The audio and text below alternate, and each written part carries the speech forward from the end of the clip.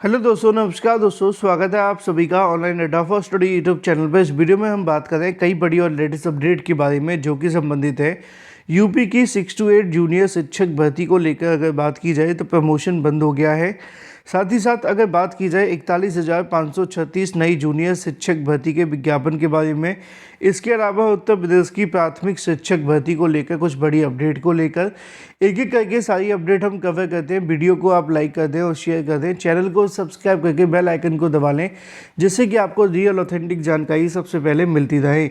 जैसा कि दोस्तों आप सभी जानते हैं कि जब से बीएड को लेकर सुप्रीम कोर्ट ऑफ इंडिया ने अपना फैसला सुनाया है, उसके बाद से 6 to 8 की शिक्षक भर्ती को लेकर बीएड अभ्यर्थियों की जो आंखें वो खुली हैं, जो कि निश्चित तौर पे आज से कई साल पहले खुल जानी चाहिए थी, क्योंकि इसमें फ़ायदा बीएड का भी था तो बीटीसी का भी था। उसकी वजह ये है कि जूनियर की शिक्षक भर्ती के अंदर दोनों तरह के अभ्यर्थी आवेदन कर सकते हैं।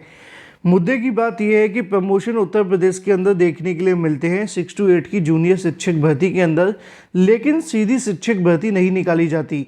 इसी तरीके से अलग अलग राज्यों की बात की जाए उत्तर प्रदेश को छोड़कर, तो बिहार के अंदर ऐसा नहीं होता है, वहाँ पे भी शिक्षक भर्ती आती है।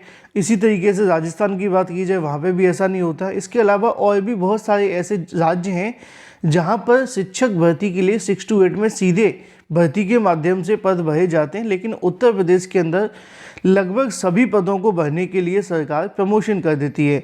अब इससे नुकसान ये होता है कि प्रमोशन की विधि ऐसा नहीं है कि किसी को भी उठाकर प्रमोशन दे दिया जाए। थोड़ा सा आप इस पर ध्यान देंगे तो आपको पता चलेगा कि प्रमोशन के लिए भी टर्म एंड कंडीशंस होती हैं कि उनका 6 to 8 का टीईटी क्वालिफाई होना चाहिए, पहला बीटीसी अभ्यर्थियों के लिए। दूसरा क्या होता है कि उनके 5 साल से ज़्यादा की कहीं ना कहीं सेवा हो जानी चाहिए। इसके अलावा और भी कई टर्म एंड कंडीशन जोड़ दी जाती है। तो मतलब ये है कि 69,000 शिक्षक भर्ती में जो शिक्षक बने हैं वो तो प्रमोशन के अभी एलिजिबल हुए नहीं है। 68,500 के अंदर जो शिक्षक बने वो भी अभी तक एलिजिबल नहीं हुए हैं। इसी तरीके से और भी अभ्यर्थियों की बात कर ली जाए तो वो भी इसके अंदर बीच में लटके हुए हैं। यानी कि निश्चित तौर पे प्रमोशन के लिए भी इतनी टर्म एंड कंडीशन जोड़ी जाती हैं, जो कि इतनी आसानी से सबको प्रमोशन नहीं दिया जाता है। अगर आप लोग कहेंगे तो मैं इस पर एक अलग से वीडियो बनाकर आपको जानकारी दे दूँगा कि कौन कौन सी वो टर्म्स एंड कंडीशंस होती हैं जिनको फॉलो किया जाता है। तो मान लो कि अगर 10,000 को प्रमोशन देना है तो मुश्किल से आते आते 5,000 को ही मिलता है। अब इससे नुकसान ये होता है कि वो सीधी भर्ती हो जाती तो ये पद भर जाते, जबकि प्रमोशन की टर्म एंड कंडीशन के चलते पद खाली पड़े रहते हैं और मामले कोर्ट में चले जाते हैं प्रमोशन को लेकर, क्योंकि सरकार के पुराने नियमों के माध्यम से प्रमोशन किए जाते हैं। अभ्यर्थी इस बात को लेकर खुश नहीं होते। तो ये बहुत सारी ऐसी समस्याएं जिनको प्रमोशन के माध्यम से जूझना पड़ता है। अब आज ही के न्यूज़पेपर के अंदर आपको जानकारी देखने के लिए मिलती है कि परिषदीय टीचर्स का जो प्रमोशन है फंस गया है।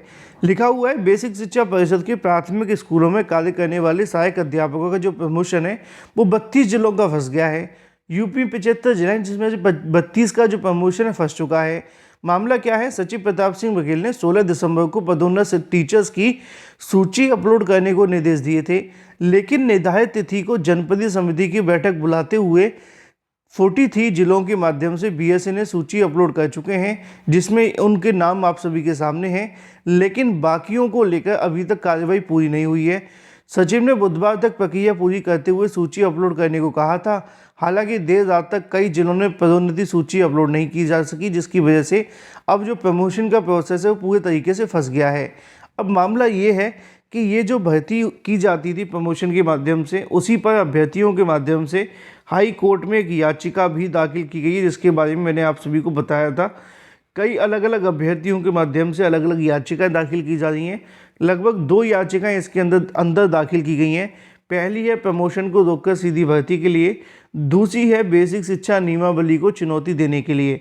इन दोनों ही मामलों को लेकर इलाहाबाद हाईकोर्ट के अंदर 41,536 पदों पर सीधी शिक्षक भर्ती के लिए कोर्ट के सामने याचिका दाखिल की जाई, जिसमें अभ्यर्थियों के माध्यम से तर्क दिया जा रहा है कि जो बीएड करने वाले अभ्यर्थी लाखों की संख्या में उत्तर प्रदेश में बैठे हैं, जबकि सरकार के माध्यम से शिक्षक भर्तियां नहीं निकाली जाती हैं, तो वहीं दूसरी तरफ इन अभ्यर्थियों को प्राथमिक शिक्षक भर्ती में मौका दिया जाता था, जो कि माननीय सुप्रीम कोर्ट के ऑर्डर के आधार पर इनको बहाल कर दिया गया है। तो ऐसे में अब इन अभ्यर्थियों के पास सिर्फ एक ही मौका बचता है प्राथमिक के अलावा जूनियर का, तो उसमें कम से कम भर्ती होने का मौका दिया जाए। इन्हीं तमाम मांगों को लेकर अभ्यर्थियों के माध्यम से कोर्ट में जो याचिकाएं वो दाखिल की जा रही हैं। देखना ये होगा कि कोर्ट इस मामले पर अब क्या फैसला देती है। वहीं दूसरी तरफ बात कर ली जाए अपनी अगली अपडेट के बारे में, जो कि संबंधित है उत्तर प्रदेश की प्राथमिक शिक्षक भर्ती के अंदर नए अंकों से मेरिट के बारे में। अच्छा, बहुत सारे अभ्यर्थी मुझसे पूछ रहे थे कि सर जो 41,000 नई जूनियर शिक्षक भर्ती को लेकर कोर्ट में याचिका दाखिल की गई, इसके अंदर क्या क्या योग्यता होती हैं। तो इसको लेकर मैंने एक अलग से वीडियो कल की तारीख में अपलोड कर दिया था, जाकर आप देख लेंगे तो उसमें आपको पता चल जाएगा। सब्जेक्ट कॉम्बिनेशन को लेकर, सिलेबस के बारे में और भी बहुत सारी जानकारियों को लेकर मैंने आपको एक डिटेल वीडियो बना दिया है, ठीक है। वहाँ पर जाकर आप लोग चेक कर सकते हैं। अब आ जाते हैं प्राथमिक शिक्षक भर्ती के नए अंकों से मेरिट को लेकर। 2 महीने में प्राथमिक शिक्षक भर्ती के अलावा 69,000 शिक्षक भर्ती पर भी क्या आदेश दिया गया है, उसके बारे में जानकारी आप सभी को यहाँ पे देखने के लिए मिल जाएगी। अगर बात की जाए शिक्षक भर्ती में नए अंकों पर बने मेरिट, इस प्रकार का जो आदेश है वो दिया गया है। आप जानते हैं कि उत्तर प्रदेश के अंदर नई भर्तियों में तो क्या ही होगा, पुरानी भर्तियाँ इतनी लटकी हुई हैं।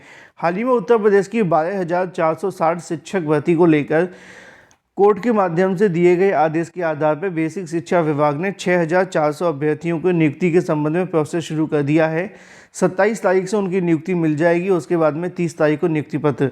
लेकिन वहीं दूसरी तरफ उत्तर प्रदेश की 69,000 सहायक शिक्षक भर्ती की अगर बात की जाए, परीक्षा में 1 अंक विवाद को लेकर हाईकोर्ट की लखनऊ बेंच ने बेसिक शिक्षा विभाग को संशोधित नंबर के आधार पर मेरिट लिस्ट तैयार करने की प्रक्रिया पूर्ण करने का आदेश दिया है। हाईकोर्ट ने 22 नवंबर को बेसिक शिक्षा बोर्ड के सचिव प्रताप सिंह बघेल व परीक्षा नियामक प्राधिकारी के सचिव अनिल भूषण चतुर्वेदी पर अवमानना का आरोप तय किया था। इसके बाद त्वरित कार्रवाई करते हुए याची को एक अतिरिक्त अंक दिया गया था। इस संबंध में 15 दिसंबर को आदेश प्रस्तुत करते हुए न्यायालय को यह जानकारी दी गई कि न्यायालय ने संबंधित अवमानना याचिका खारिज कर दी है। साथ ही विभाग को संशोधित नंबर के आधार पर मेरिट लिस्ट तैयार करने की कहने की जो प्रक्रिया वो शुरू करने का आदेश दिया है। यह आदेश न्यायमूर्ति राजेश सिंह चौहान ने दिया। याची सोरगम्मा की अवमानना याचिका पारित न्यायालय ने कहा कि यह समय पर प्रक्रिया पूरी न की जाए तो याची अवमानना याचिका को पुनर्स्थापन कर दिया जाएगा और प्रार्थना पत्र दे सकती है। यानी कि 69,000 शिक्षक भर्ती के अंदर नए अंकों पे जो मेरिट बनाई जाए, इसको लेकर अब आदेश उन्होंने दे दिया है। अब देखना ये होगा कि अधिकारी क्या करते हैं, क्योंकि अधिकारी ना तो मेरिट बना रहे हैं और ना ही 1 अंक कॉमन देने वाले अभ्यर्थियों को नौकरी दे रहे हैं। वहीं दूसरी तरफ बात की जाए अपनी अगली अपडेट के बारे में, तो यहाँ पे हाईकोर्ट के माध्यम से 2 महीने में 1 अंक कॉमन देते हुए नौकरी दिए जाने को लेकर जो आदेश है वो दे दिया है। अब देखना ये होगा कि कोर्ट के आदेश पर क्या आदेश दिया जाता है बेसिक शिक्षा विभाग के माध्यम से, क्योंकि हाल ही में 12,460 को लेकर कोर्ट ने आदेश दिया था और बेसिक शिक्षा विभाग ने उनकी नौकरी का प्रोसेस शुरू कर दिया। अब एक बार फिर से उत्तर प्रदेश के प्राथमिक विद्यालयों के अंदर 69,000 शिक्षक भर्ती को लेकर आदेश दिया गया है कि नए अंकों के साथ मेरिट लिस्ट बनाकर जारी की जाए। देखना होगा कि आदेश का पालन होता है या ये 2 महीने ऐसे ही निकल जाते हैं। Thank you for watching this video.